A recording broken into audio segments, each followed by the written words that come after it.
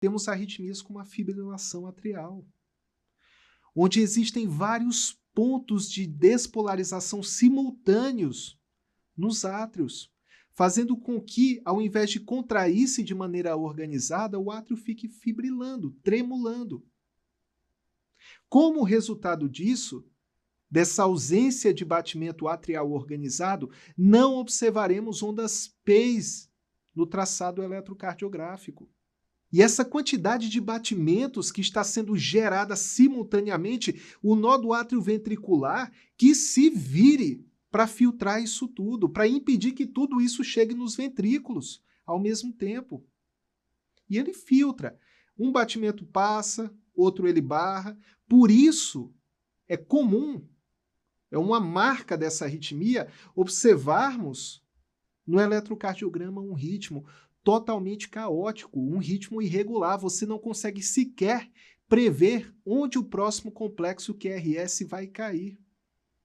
Olha como é na vida real. Aqui temos uma taquiarritmia e nossa primeira pergunta será saber se o complexo QRS está estreito ou alargado. Nesse caso, ele tem menos de 3 quadradinhos, é um complexo QRS estreito, está nascendo acima dos ventrículos. Agora é saber, tem ou não tem ondas P's? Não tem onda P aqui. Ou seja, trata-se de um flutter atrial ou de uma fibrilação atrial. Aqui não observamos aquela presença, aquele padrão de ondas parecendo um dente de serrote. Porém, observamos um ritmo irregular sem ondas P's, que é clássico dessa fisiopatologia que determina a fibrilação atrial. O problema nessa arritmia é que, uma vez que não temos uma contração efetiva dos átrios, o sangue dentro destas câmaras fica lentificado.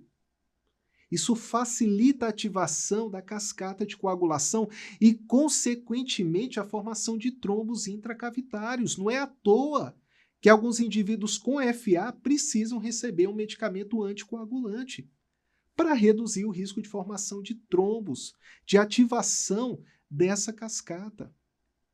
E esse risco de formação de coágulos intracavitários será maior em indivíduos que já possuem doenças de base que, por si só, já aumentam o risco de trombose, de ativação da cascata de coagulação, como é o caso de indivíduos muito idosos, hipertensos, pacientes com insuficiência cardíaca, pacientes com vasculopatias, diabéticos, indivíduos que, inclusive, já tiveram um fenômeno tromboembólico prévio, como é o caso de pacientes que já tiveram um AIT ou um AVC isquêmico. Baseado nisso, nesses componentes, que nasceu o clássico famoso score Chassatsky, que estima o risco de fenômenos tromboembólicos em indivíduos com FA. Para cada uma dessas comorbidades, ele ganha um ponto. As exceções são idade superior a 75 anos, em que ele ganha 2 pontos, o risco é 2 vezes maior de ter fenômenos tromboembólicos, e indivíduos que já tiveram um fenômeno tromboembólico prévio, como AVC, como AIT, esse já ganha 2 pontos de cara.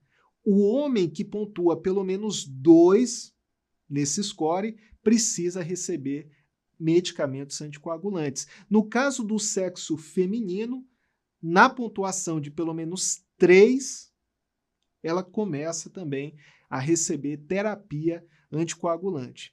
E por muito tempo possuímos como única opção medicamentosa em indivíduos com FA a velha varfarina, que hoje é reservada para cenários apenas de FA associada à doença valvar, sobretudo doença valvar mitral, moderada a grave, de origem reumática. Esses quadros são tão procoagulantes que precisamos utilizar a varfarina para ficarmos de olho no efeito anticoagulante dela através da medida do INR.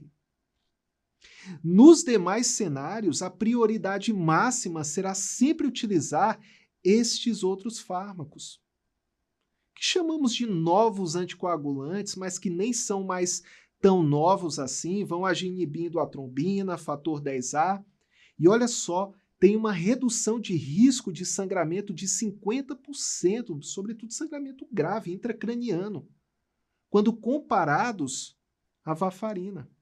Tudo isso para reduzirmos o risco de formação de trombos. E olha, um trombo intracavitário ele não se forma de uma hora para outra. São necessárias pelo menos 48 horas do início da arritmia para que haja um risco maior de formação de um trombo. E já que é assim, após 48 horas, num paciente com FA que esteja estável hemodinamicamente, eu não posso simplesmente chegar e cardiovertê-lo do nada, sem que ele esteja instável. Porque se houver um trombo intracavitário naquele átrio que estava quieto porque o átrio não está contraindo-se, no momento em que eu reverto o ritmo para sinusal e o átrio volta a se contrair, aí a gente pode ter problema. O trombo pode ser expulso e gerar um quadro de fenômeno tromboembólico.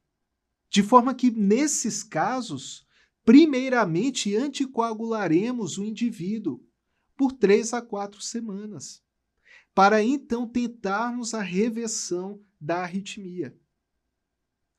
Caso o indivíduo não possa utilizar um anticoagulante, tenha alguma intolerância, teve sangramento recente, tem uma contraindicação, ou tem uma necessidade imediata de reversão dessa arritmia porque tem uma cirurgia amanhã.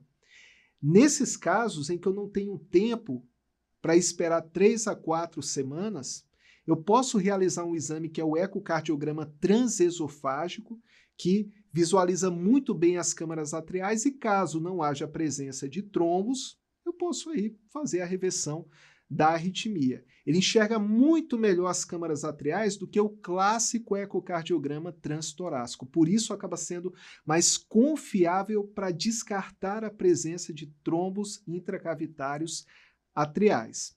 Após a reversão da arritmia, há um risco dela voltar.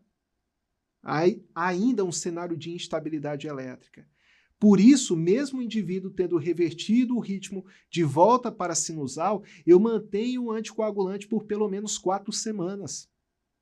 E se o Schatzwasky do cara for elevado, eu mantenho para a vida inteira. Eu não quero descobrir que essa arritmia retornou na presença de um novo fenômeno tromboembólico, na presença de um AVC. Então, indivíduos após reversão da FA, que possuem um risco maior de desenvolverem fenômenos tromboembólicos, precisam manter a anticoagulação para a vida inteira, porque vai que a FA volta. Em situações em que a arritmia tem menos de 48 horas, ainda não deu tempo de um trombo formar-se, nesses casos aí sim, eu posso reverter com uma cardioversão elétrica sincronizada, eletiva, ou posso revertê-la com medicamentos antiarrítmicos, como o propafenona ou a clássica amiodarona. Aqueles outros medicamentos, beta-bloqueadores, bloqueadores de canais de cálcio, eles são bons para ajudarem no controle da frequência cardíaca, eles não revertem a arritmia classicamente. Porém, ajudam nos sintomas, aqueles indivíduos que têm muitas palpitações secundárias à FA, de forma que, nesses casos, vale a pena eu manter um medicamento cronotrópico negativo no intuito apenas de controle da frequência cardíaca.